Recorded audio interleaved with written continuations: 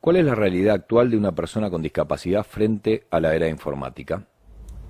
Bueno, allí es conveniente hacer distintas precisiones.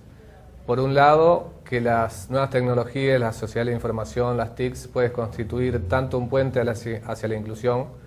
también puede constituir una rampa digital o puede constituir una barrera infranqueable para las personas con discapacidad. Eso me parece que en primer lugar es importante señalarlo porque no todas las personas tampoco tienen una misma discapacidad ni los mismos requerimientos para solucionar sus problemas o sus carencias y acceder en igualdad de condiciones a las tecnologías. Entonces, por ese lado tenemos un punto que es esa posibilidad que se puede transformar en inclusión o exclusión para todo tipo de personas con discapacidad.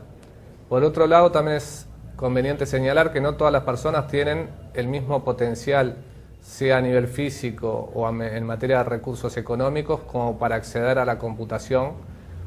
y a todas las posibilidades que ella nos brinda. Por ejemplo, una persona a nivel común, y también lo tiene que hacer una persona con discapacidad, necesita, para conectarse a Internet y manejar una computadora, en primer lugar del equipamiento de la PC, también tiene que tener un teléfono fijo o para conectarse a Internet o a ADSL móvil, lo que conlleva un costo. Y en el caso de América Latina es también importante destacar que el 80% de las personas con discapacidad lamentablemente están en condiciones que no pueden acceder a todo lo que quisieran por justamente las carencias económicas, y muchas veces está vinculada la discapacidad a la pobreza. Entonces allí hay otro aspecto también importante, ya que no es solo querer, sino hay que poder. Y en este caso, tanto en Uruguay como en otros países de América sobre todo, esa es una gran limitación, una gran limitante que tienen las personas con discapacidad, ya que muchas veces están por debajo del índice de pobreza. Luego, otro aspecto también que conviene aclarar es que las personas con discapacidad, como todo tipo de personas, son personas únicas y en primer lugar personas. Detrás de cada computadora, de cada equipamiento informático hay una persona, y en el caso de las personas con discapacidad también hay infinidad de discapacidades. No hay una sola discapacidad y cada una necesita determinados requerimientos para suplir justamente esa discapacidad. Entonces allí tenemos otro tipo de barreras que se presentan, por las cuales a veces no se puede hacer que una persona con una discapacidad, por ejemplo auditiva, se maneje con la misma computadora, o mejor dicho, con el mismo programa que la persona ciega, o la persona que es parapléjica necesita un sistema o ayuda adaptativa diferente a los dos casos anteriores. Entonces también las personas con discapacidad, en esos casos, cada discapacidad tiene su particularidad y por ello necesita de ayudas adaptativas diferentes. Otro punto que también es importante es que cuando se piensa de las tecnologías, muchas veces lo primero que viene a la mente es el tema de los usuarios que evidentemente forman el público objetivo que usa más las tecnologías. Entonces allí pensamos en los jóvenes o los adultos, pero excluimos muchas veces a las personas de edad avanzada. Y está comprobado que en Uruguay, a partir del 2050, la cantidad de personas va a ser totalmente mayoría las personas que están por encima de los 65 años en comparación con las personas de menos de 15.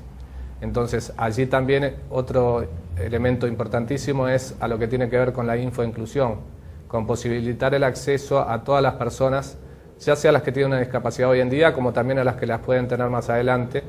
ya que hay aspectos vinculados, por ejemplo, ya no solo a un uso a nivel laboral, profesional o de esparcimiento, sino en el caso de las personas adultas mayores, en el caso de lo que tiene que ver con la domótica, que es un aspecto que les puede cambiar su vida y mejorar su calidad de vida en mucho, y allí justamente el papel de las TIC y la sociedad de la información también juega un papel relevante. O sea que en ese aspecto, cuando hablamos justamente de lo que es inclusión, conviene pensar en lo que somos hoy, lo que fuimos ayer y lo que vamos a hacer mañana. O sea que las personas en un país totalmente envejecido, es muy bueno ya también pensar con ese criterio de decir, bueno, adelantar camino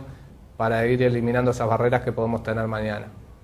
Y bueno, y allí me parece que hay un compendio de las diferentes características que te vinculan a lo que es la discapacidad y la sociedad de la información, pero no hay duda que es un papel relevante el que cumple, que las ventajas son infinitas si es que se le dan las posibilidades y la igualdad de oportunidades a las personas con discapacidad, y ese es un aspecto que nos parece clave.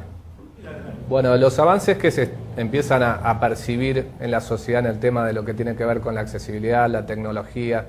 y la discapacidad, evidentemente día a día es una oportunidad de mejora, o sea que se van dando distintas herramientas, vamos accediendo a distintas posibilidades que antes eran impensadas. O sea que allí en la sociedad uno ve que, por ejemplo, hoy en día hay distintos emprendimientos, si bien no son suficientes, pero hay emprendimientos a nivel de distintos entes, por ejemplo del Estado, como en el caso de Antel, que funcionan los CASI, los centros de acceso democrático a la información, y que allí justamente se está apuntando también a todo lo que tiene que ver con dar posibilidades de participación y de uso a personas con discapacidad. Creemos que igualmente en este aspecto hay mucho por recorrer, y que estamos hablando muchas veces también cuando nos referimos en Uruguay, nos basamos en una realidad netamente montevideana, más que en la totalidad de lo que es el Uruguay. Y que allí hay otro gran desafío y que muchas veces es mucho más invisible de la problemática que podemos percibir aquí en la ciudad. O sea que allí las barreras, incluso por un tema de conectividad, así como lo que hablábamos antes también en materia de recursos y en otros aspectos, nos parece que es un punto importante también a resolver, pero no hay duda que se están registrando avances, que en eso también es clave el papel del Estado, es clave el papel de la sociedad en su conjunto, de las empresas públicas y privadas, para trabajar en conjunto y posibilitar que esto avance mucho más rápido aún. ¿La tecnología facilitó algún aspecto de tu vida cotidiana? Bueno, creo que la tecnología, en cuanto a lo que es el facilitarnos la vida cotidiana, es un punto totalmente imprescindible, fundamental. Yo lo comento con amigos, yo perdí la vista hace 6 años y doy gracias a la vida de haber quedado ciego en esta época, ya que si me hubiera pasado lo mismo exactamente hace 15 años atrás, todas las infinidades de actividades que hoy llevo a cabo gracias a la computación, yo manejo la computadora con un simple programa, es una computadora común, a la cual se adiciona un programa que se llama JOS, y por medio de él puedo manejar esa computadora como cualquier persona vidente. Lo que hace el lector de pantalla es traducirme o leerme lo que la persona vidente ve, y en vez de usar el mouse, lo que usamos es el teclado, usándolo con comandos. ¿Qué cosas falta por hacer y mejorar? Bueno, en cuanto a las cosas que hay por delante, por hacer y por mejorar en todo esto que tiene que ver con las tecnologías y las personas con discapacidad, creemos que es esencial tomar para hacerlo de una forma gráfica, que la población lo pueda percibir, es que existen obstáculos en la vida virtual que se transforman en obstáculos reales. Y así como en la vida real, por ejemplo, las rampas permiten y posibilitan el acceso de las personas con discapacidad motriz a superar, por ejemplo, escalones, escaleras, en el caso de la tecnología sucede un poco lo mismo. Hay posibilidades por las cuales las personas pueden tener facilidades, insumos que se le brindan para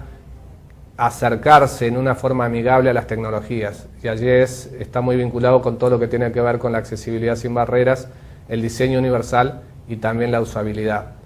Porque si vamos a casos que son de manejo muy cotidiano, como puede ser, yo voy a poner solo un ejemplo, en los llamados públicos para personas con discapacidad, se les solicita a las personas que se anoten por en medio de las páginas web y que después sigan todo ese proceso de selección a través de las páginas web.